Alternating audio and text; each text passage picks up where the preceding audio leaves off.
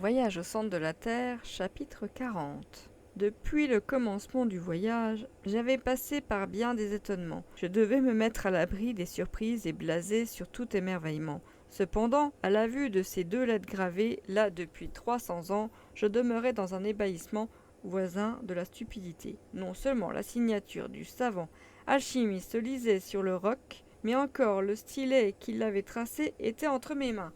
À moins d'être d'une insigne mauvaise foi, je ne pouvais plus mettre en doute l'existence du voyageur et la réalité de son voyage.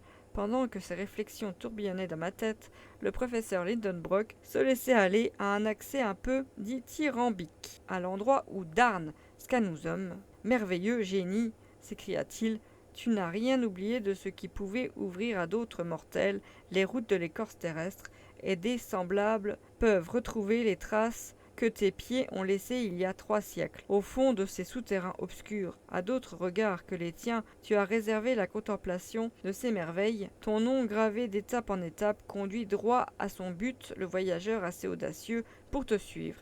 Et au centre même de notre planète. Il se trouvera encore inscrit de ta propre main, eh bien, moi aussi j'irai signer de mon nom cette dernière page de granit. Mais que, dès maintenant, ce cap fût par toi près de cette mer découverte par toi, soit à jamais appelé le cap Scanusum. Voilà ce que j'entendis, ou à peu près, et je me sentis gagné par l'enthousiasme que respiraient ces paroles. Un feu intérieur se ranima dans ma poitrine. J'oubliais tout, et les dangers du voyage, et les périls du retour. Ce qu'un autre avait fait, je voulais le faire aussi, et rien de ce qui était humain ne me paraissait impossible. En avant, m'écriai-je. Je m'élançai déjà vers la sombre galerie quand le professeur m'arrêta. Et lui, l'homme des emportements, il me conseilla la patience et le sang-froid. Retournons d'abord vers Hans, dit-il, et ramenons le radeau à cette place. J'obéis à cet ordre, non sans peine, et je me glissai rapidement au milieu des roches du rivage. Savez-vous, mon oncle, dis-je, en marchant, que nous avons été singulièrement servis par les circonstances jusqu'ici. Ah, tu trouves, Axel? Sans doute. Il n'est pas jusqu'à la tempête qui nous ait remis dans le droit chemin. Béni soit l'orage. Il nous a ramenés à cette côte d'où le beau temps nous eût éloignés. Supposez un instant que nous eussions touché de notre proue, la proue d'un radeau, les rivages méridionaux de la mer Lidenbrock. Que serions-nous devenus? Le nom de Scanusum n'aurait pas apparu à nos yeux.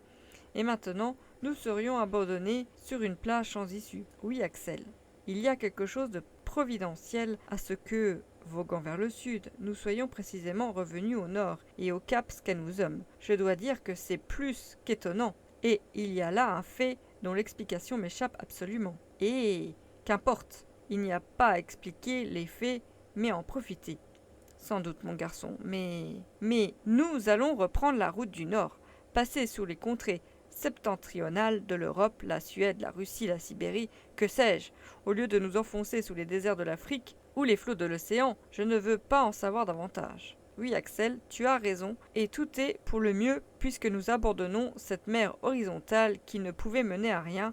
Nous allons descendre, encore descendre et toujours descendre. Sais-tu bien que, pour arriver au centre du globe, il n'y a plus que 1500 lieues à franchir? Bah, m'écriai-je, ce n'est vraiment pas la peine d'en parler en route en route. Ces discours insensés duraient encore quand nous rejoignîmes le chasseur. Tout était préparé pour un départ immédiat. Pas un colis qui ne fût embarqué, nous prîmes place sur le radeau, et la voile hissée, Hans se dirigea en suivant la côte vers le cap Scanusum. Le vent n'était pas favorable à un genre d'embarcation qui ne pouvait tenir le plus près. Aussi, en maint endroit, il fallut avancer à l'aide des bâtons ferrés. Souvent les rochers allongés à fleur d'eau nous forcèrent à faire des détours assez longs. Enfin, après 3 heures de navigation, c'est-à-dire vers 6 heures du soir, on atteignait un endroit propice au débarquement. Je sautai à terre, suivi de mon oncle et de l'Islandais. Cette traversée ne m'avait pas calmé, au contraire, je proposais même de brûler nos vaisseaux afin de nous couper toute retraite. Mais mon oncle s'y opposa. Je le trouvais singulièrement tiède. Au moins, dis-je, partons sans perdre un instant. Oui, mon garçon, mais auparavant, examinons cette nouvelle galerie, afin de savoir s'il faut préparer nos échelles. Mon oncle mit son appareil de Ruhmkorff en activité. Le radeau attaché au rivage fut laissé seul.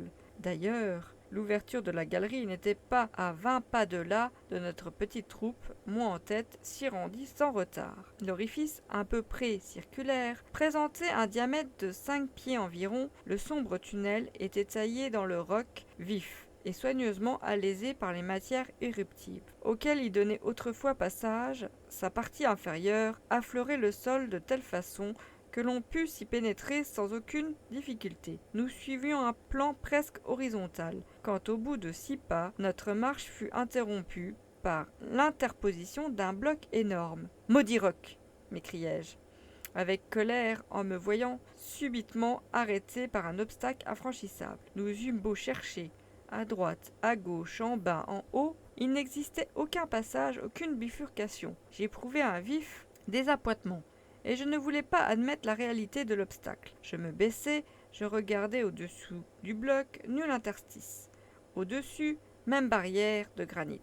Hans porta la lumière de sa lampe sur tous les points de la paroi, mais celle-ci n'offrait aucune solution de continuité. Il fallait renoncer à tout espoir de passer. Je m'étais assis sur le sol, mon oncle arpentait le couloir à grands pas. « Mais alors, Scanousa » m'écriai-je. « Oui, » fit mon oncle. « A-t-il donc été arrêté par cette porte de pierre ?»« Non, non, repris-je, avec vivacité. Ce quartier de roc, par suite d'une secousse quelconque ou d'un des phénomènes magnétiques qui agitent l'écorce terrestre, a brusquement fermé ce passage. Bien des années se sont écoulées entre le retour de Scanousa et la chute de ce bloc. N'est-il pas évident que cette galerie a été autrefois les chemins des laves et qu'alors les matières éruptives y circulaient librement? Voyez, il y a des fissures récentes qui sillonnent ce plafond de granit. Il est fait de morceaux rapportés de pierres énormes, comme si la main de quelque géant eût travaillé à cette substrition. Mais un jour, la poussée a été plus forte et ce bloc semblable à une clé de voûte qui manque à glisser jusqu'au sol en obstruant tout passage. Voilà un obstacle accidentel que Scanousa n'a pas rencontré, et si nous le renversons pas, nous sommes indignes d'arriver au centre du monde. Voilà comment je parlais. L'âme du professeur avait passé tout entière en moi. Le génie des découvertes m'inspirait. J'oubliais le passé, je dédaignais l'avenir. Rien n'existait plus pour moi à la surface de ce sphéroïde au sein duquel je m'étais engouffré. Ni les villes, ni les campagnes, ni Hambourg, ni Königsstraat, ni ma pauvre Groben, qui devait me croire à jamais perdu dans les entrailles de la terre. Eh bien, reprit mon oncle, à coups de pioche, à coups de pic, faisons notre route et renversons ces murailles. C'est trop dur pour le pic, m'écriai-je. Alors la pioche, c'est trop long pour la pioche. Mais, eh bien, la poudre, la mine, minons et faisons sauter l'obstacle. La poudre ? Oui, il ne s'agit que d'un bout de roc à briser. Hans, à l'ouvrage, s'écria mon oncle. L'Islandais retourna au radeau et revint bientôt avec un pic dont il se servit pour creuser un fourneau de mine. Ce n'était pas un mince travail, il s'agissait de faire un trou assez considérable pour contenir 50 livres de fulmi-coton, dont la puissance expansive est 4 fois plus grande que celle de la poudre à canon. J'étais dans une prodigieuse surexcitation d'esprit. Pendant que Hans travaillait, j'aidais activement mon oncle à préparer une longue mèche faite avec de la poudre mouillée et renfermée dans un boyau de toile. « Nous passerons, disais-je. « Nous passerons, répétait mon oncle.